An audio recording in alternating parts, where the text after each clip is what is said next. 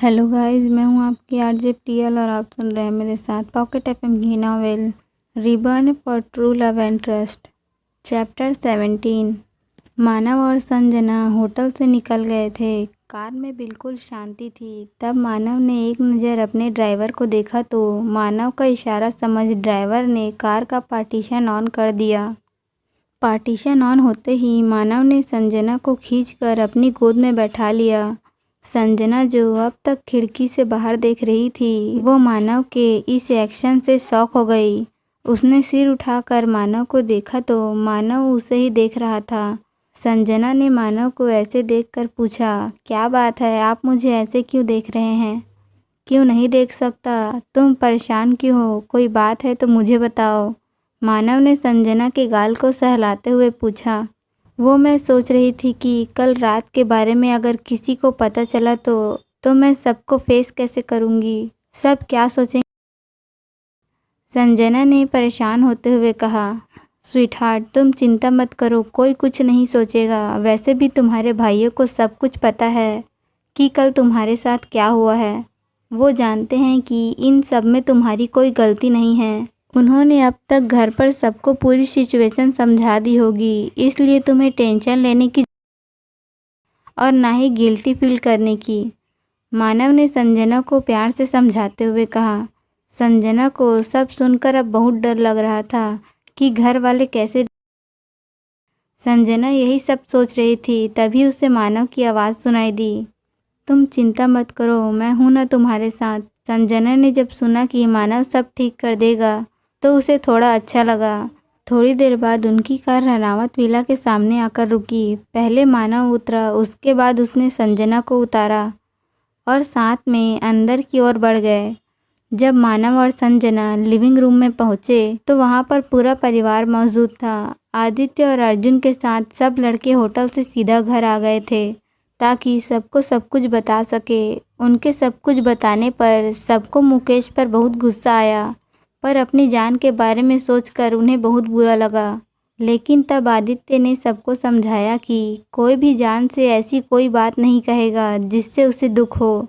सबको आदित्य की बात सही लगी, इसलिए सबने सहमति से अपना सिर हिला दिया। संजना ने जब वहां सबको इकट्ठा देखा तो वो भागकर अपने पापा की ओर गई और उनकी गोद में बैठकर रोने लगी। तब रणविजय जी ने संजना को पकड़ लिया ताकि वो गिरे नहीं और उनके सिर पर प्यार से सहलाते हुए कहा, जान, आप रो क्यों रही हो? वैसे भी आपकी कोई गलती नहीं है और आप तो स्ट्रांग हो ना। आपको तो अपने ऊपर हुए इस अन्याय का बदला लेना चाहिए। आपको उसे सबक सिखाना चाहिए ताकि वो कभी किसी के साथ ऐसा दोबारा ना करे। रणविजय जी ने संजना को प्यार से समझाते हुए कहा। सबने संजना को हाँ जान, छोटे पापा सही कह रहे हैं। अब तक मानव, जो सबकी बातें वहाँ बैठे शांति से सुन रहा था, उसने दादाजी की ओर देखते हुए कहा, मैं आप सबसे कुछ बात करना चाहता हूँ। सबका ध्यान जो संजना की तरफ था वो अब मानव की ओर हो गया था। मानव ने अपनी बात को जारी। मैं और संजना एक दूसरे से प्यार करते हैं और मैं संजना से शादी करना चाहता हूँ। ये बात सुन वहाँ सबके मुंह खुले के खुले रह गए। उनके मुंह इतने खुल गए थे कि उसमें एक बड़ा सा रसगुल्ला आराम से जा सकता था।